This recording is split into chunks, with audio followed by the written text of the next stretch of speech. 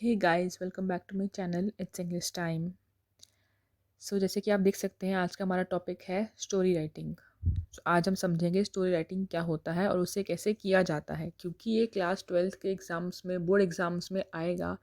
इसलिए आज हम ये टॉपिक कवर कर रहे हैं और ये बेसिकली क्लास 12th के लिए ही नहीं, 9 to 12 सब क्लासेस के लिए है। स्टोरी राइटिंग क्या होता है? सबसे पहले तो ये समझने की चीज़ है कि स्टोरी राइटिंग होता क्या है। जैसे कि हम बोलते हैं हिंदी में भी कि कहानी बनानी है, हमें कहानी लिखनी है, स्टोरी लिखनी है अपनी इमेजिनेशन से, कि हम क्या सोचते हैं उसको हम किस तरह से एक स्टोरी, एक कहानी बना सकते हैं। वो होता है story writing. Story writing is a work of fiction और इमेजिनेशन। ये बेसिकली आपके फिक्शन या इमेजिनेशन का काम होता है। That is usually written in easily understandable grammatical structure, जिसको हम एक ईजी लैंग्वेज में लिखते हैं with the natural flow of speech. जो हम एक नेचुरल फ्लो होता है हमारा स्पीच का, उस वे में, उस फॉर्म में लिखते हैं। Story writing is meant to be read at a single sitting. एक बार में पढ़ने के लिए होनी चाहिए स्टोरी राइटिंग। ऐसा नहीं होना चाहिए कि आप ब्रेक ब्रेक में उसको पढ़ रहे हो। And therefore it should be as direct and brief as possible. और हमेशा डायरेक्ट होनी चाहिए, घुमा फिरा के कहानी नहीं सुनानी चाहिए स्टोरी राइटिंग में हमें।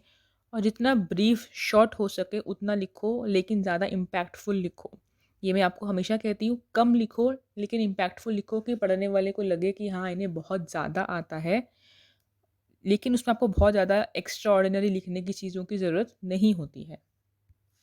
Typically story writing has 5 elements. Story writing के मेन 5 एलिमेंट्स होते हैं, मीन्स 5 पॉइंट्स होते हैं जो बहुत ज़्यादा इंपॉर्टेंट होते हैं। Character, fewer is better, which means कि आपका सबसे पहले होता है कैरेक्टर, फिर होता है सेटिंग, फिर होता है प्लॉट, फिर कॉन्फ्लिक्ट एंड फिर थीम। तो कैरेक्टर में यहाँ पे है फ्यूअर इज़ बेटर। इसका मतलब है कि आप कैरेक्टर जितने कम रखोगे उतने ज़्यादा आपको हेल्प मिलेगी, क्योंकि जितने ज़्यादा कैरेक्टर्स आप लिखोगे उतना ही ज़्यादा आप कंफ्यूज भी होगे लिखने के लिए, और पढ़ने वाले को भी कन्फ्यूजन होगा। इसलिए बेटर है कि अपने कैरेक्टर्स को कम रखें। Next is setting. सेटिंग में क्या है? Brief but poetic and vivid. आप उसको सेटिंग को इस तरह रखो कि आप कम लिखो लेकिन ऐसा लिखो कि पढ़ने वाले को समझ में भी आए। Next is plot, as simple and interesting as possible. आप जो उसमें प्लॉटिंग कर रहे हो, जो सिचुएशंस बना रहे हो चीज़ों की, वो सिंपल होनी चाहिए। सिंपली आप उनको एक्सप्लेन करो, लेकिन इंटरेस्टिंग फॉर्म में होना चाहिए, बोरिंग नहीं होना चाहिए। Next is conflict, intense but one. उसका मेन कॉन्फ्लिक्ट एक रखो। ऐसा नहीं होना चाहिए कि अलग अलग स्टोरीज को आप कंबाइन कर रहे हो एक में। एक ही स्टोरी को आप उसमें एक्सप्लेन कीजिए, अलग अलग सिचुएशंस को, अलग अलग चीज़ों को आप कंबाइन मत कीजिए। एंड देन इज थीम, जो कि बहुत ज़्यादा इंपॉर्टेंट होती है, which should be relating to the majority of readers. इसका मतलब है कि थीम आप ऐसा रखो अपनी स्टोरी का जो आपके मेजॉरिटी ऑफ रीडर्स है। अगर आपको लगता है कि आप बच्चों के लिए लिख रहे हो, तो बच्चों के लिए किस थीम की स्टोरीज अच्छी होंगी, आप उस थीम पे लिखो। अगर आप अडल्ट्स के लिए लिख रहे हो तो उनके लिए किस थीम की स्टोरीज अच्छी होंगी, आप उस तरीके से लिखो। इसीलिए आपको अपना ध्यान रखना पड़ेगा कि आपके जो रीडर्स हैं, आप किसको पढ़ाना चाहते हो वो स्टोरी, उनका माइंड क्या है, वो क्या सोचते हैं, क्या चाहते हैं, उन्हें क्या पसंद है, उनकी क्या प्रायोरिटीज़ हैं। उसको सोच के आप अपनी स्टोरी का थीम रखोगे। ऐसा नहीं होना चाहिए किसी बड़े के लिए आप स्टोरी लिख रहे हो लेकिन आपने बच्चों वाले कैरेक्टर्स डाल दिए हैं, या किसी बच्चों के लिए स्टोरी लिख रहे हो लेकिन आपने इतने हैवी हैवी कैरेक्टर्स डाल दिए हैं, या हैवी आपने स्टोरी लिख दी है कि बच्चों को समझ में ही ना आए। तो ऐसा चीज़ नहीं होना चाहिए। A character is someone or something that takes part in actions depicting in the short story. एक कैरेक्टर जो होता है वो कोई ऐसी चीज़ होती है या कोई ऐसा इंसान होता है जिसके आसपास पूरी वो स्टोरी होती है, जिस वो पूरी स्टोरी जिसके बारे में बताई जाती है। It could be a living person, a dead person, a ghost, an imaginary character, a robot, a dog, a toy, an unlimited list.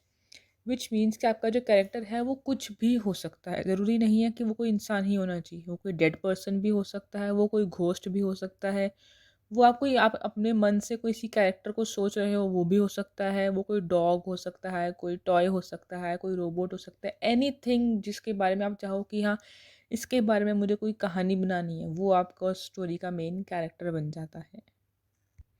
So now comes the format of the story writing. The golden rule for selecting characters in a story writing is fewer is better. एक golden rule होता है story writing का कि आप अपने characters को कम रखें। Fewer is better mean जितने कम रखोगे उतने ज़्यादा अच्छा है। Story writing would more effectively convey it's meaning if it has fewer characters. अगर आपकी स्टोरी के कैरेक्टर्स कम होंगे तो वो ज़्यादा अच्छे से आप अपनी स्टोरी को कन्वे कर पाओगे। One protagonist, one other main character and no supporting और side characters would be ideal. आप एक या दो कैरेक्टर्स रख सकते हो, एक मेन कैरेक्टर, एक उसके साथ का कोई कैरेक्टर रख सकते हो, लेकिन ज़्यादा सपोर्टिंग कैरेक्टर्स या ज़्यादा साइड कैरेक्टर्स आप नहीं रख सकते। उसमें ज़्यादा कन्फ्यूजन होगा और आपकी स्टोरी अच्छी और इफ़ेक्टिव नहीं बनेगी।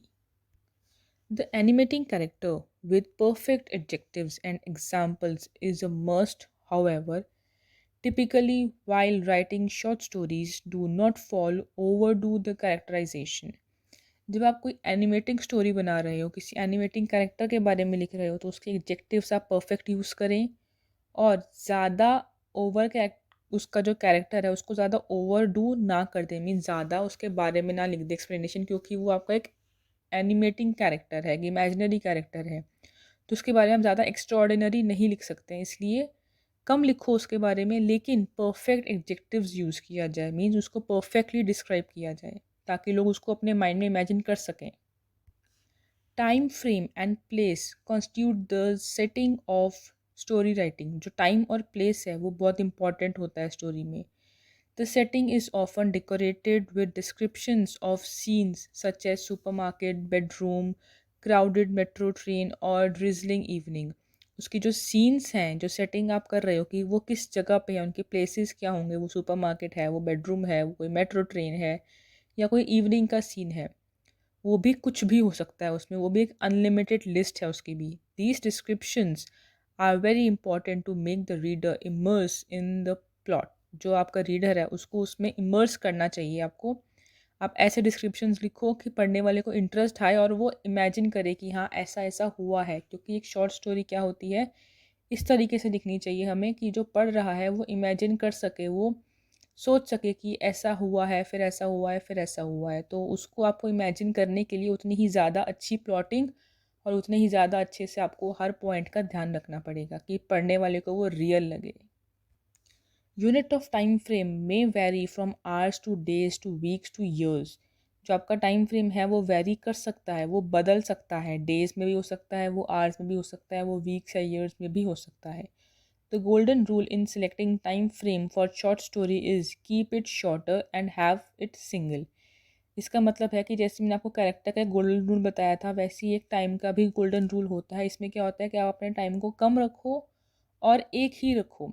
इट मीन्स कि आप एक ही टेंस में उसको चलाइए, और अगर आप चाहते हैं कि आप ईयर्स की पुरानी, कोई पुराने सालों की आप कोई स्टोरी सुना रहे हो, तो वो पुराने सालों की ही स्टोरी होनी चाहिए। आप उसमें कल क्या होने वाला है, आज क्या होने वाला है, वो स्टोरीज़ अवॉइड करिए डालना।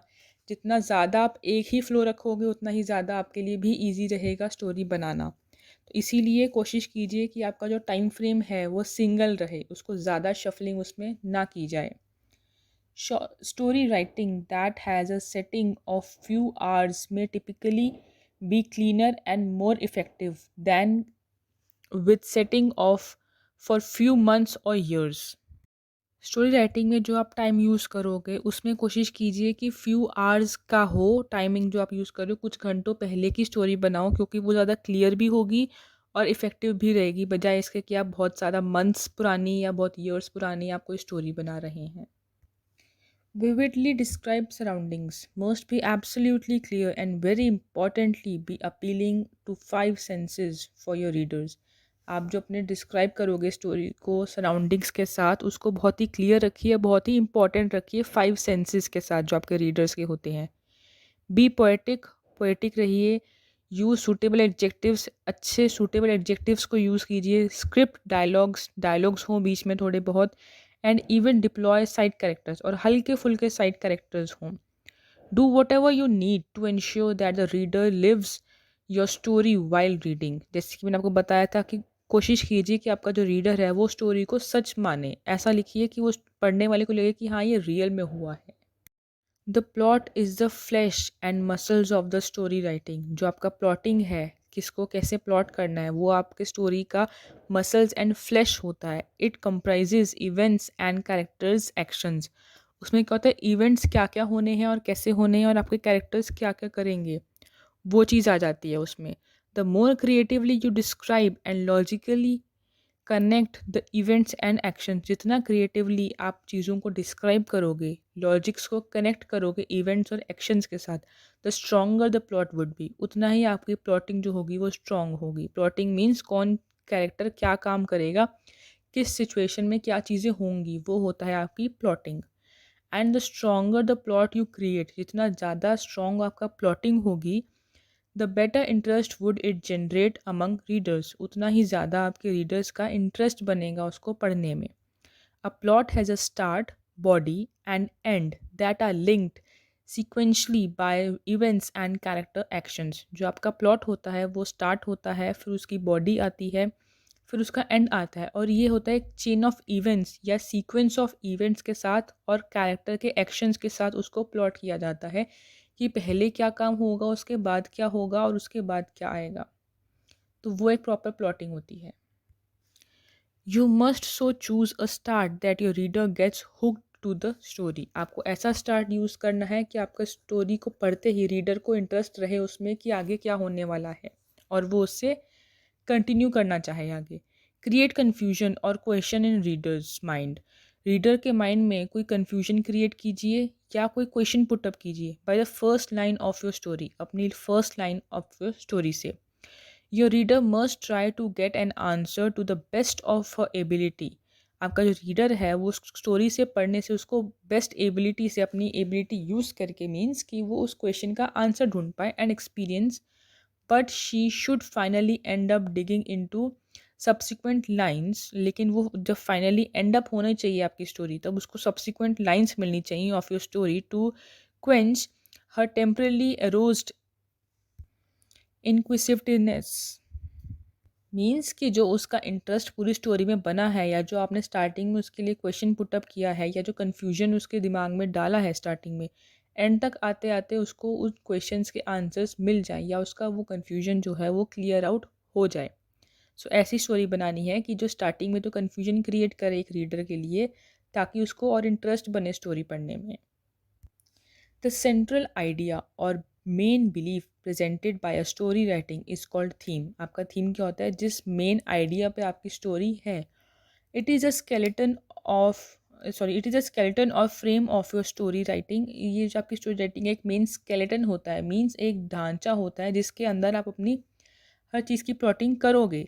That is decorated by plot, setting, conflict and characters, जिसके बिहाफ पे आप अपनी चीज़ों को प्लॉट करोगे, सिचुएशन सेटअप करोगे, उसमें कैरेक्टर्स को यूज़ करोगे। तो वो होता है आपका एक मेन थीम। सपोज एक मेन थीम है ऑन ट्रस्ट इज़ ऑनेस्टी, सो आप ट्रस्ट के ऊपर बना रहे हो, आप ऑनेस्टी के ऊपर बना रहे हो, वो आपका एक मेन थीम हो गया कि आपकी पूरी स्टोरी जो है वो एक ट्रस्ट पे बिल्डअप होगी या एक ऑनेस्टी पे बिल्डअप होगी।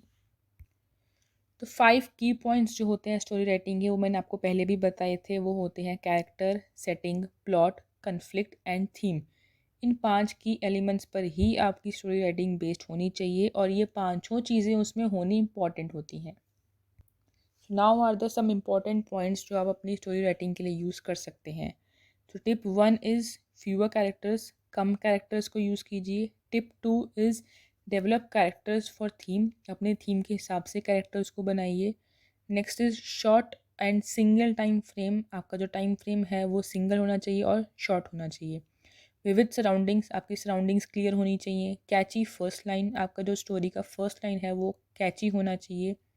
Choose suitable point of view, एक सूटेबल पॉइंट ऑफ व्यू को चूज़ कीजिए कि आप किस पॉइंट ऑफ व्यू पे अपनी स्टोरी को बनाना चाहते हैं।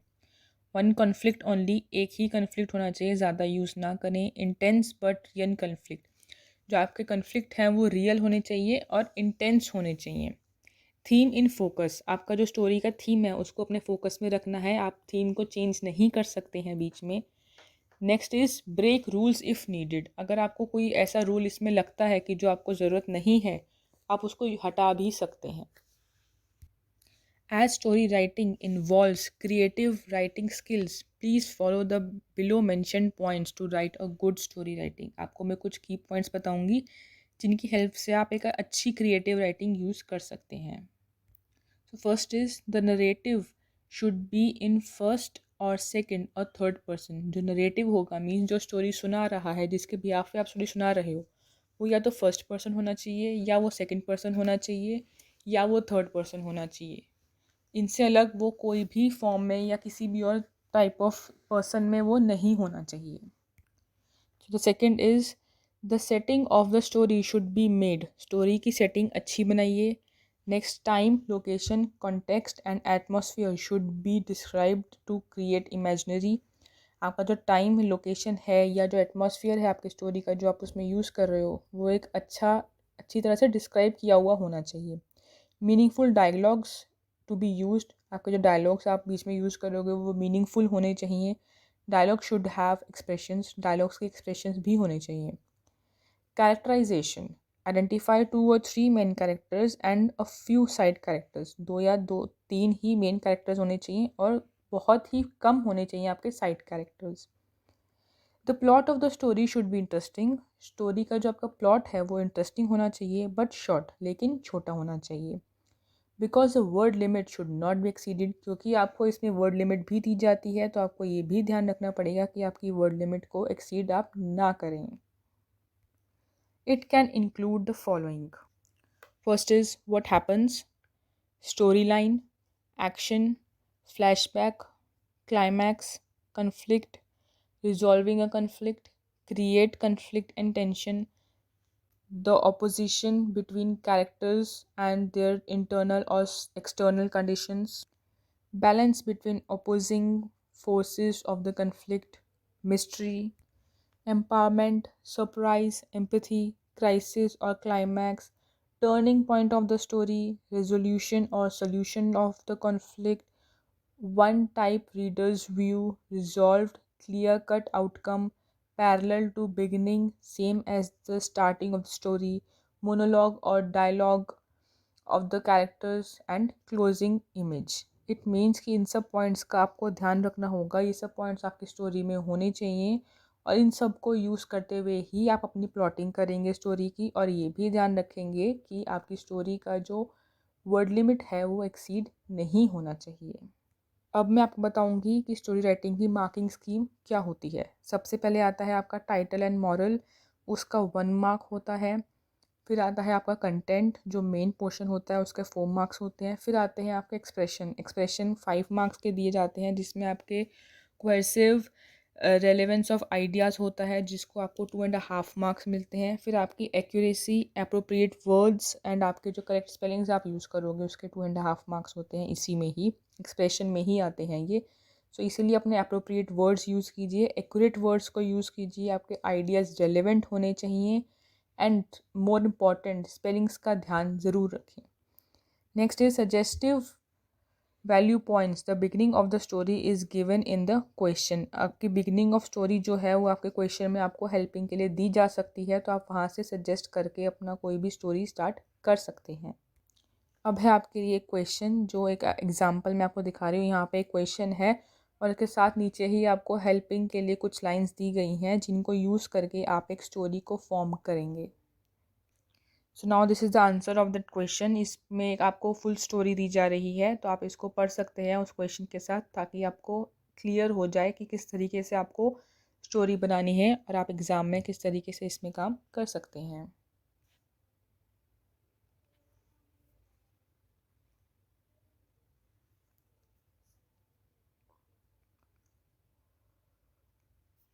आई रियली होप कि आपको ये टॉपिक क्लियर हो गया है और आप इजीली समझ सकते हैं आपकी स्टोरी राइटिंग कैसे की जाती है।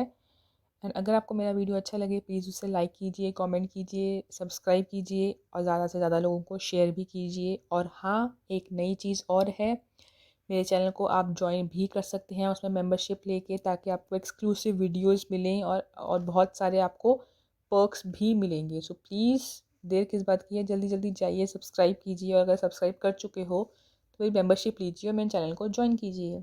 बाय।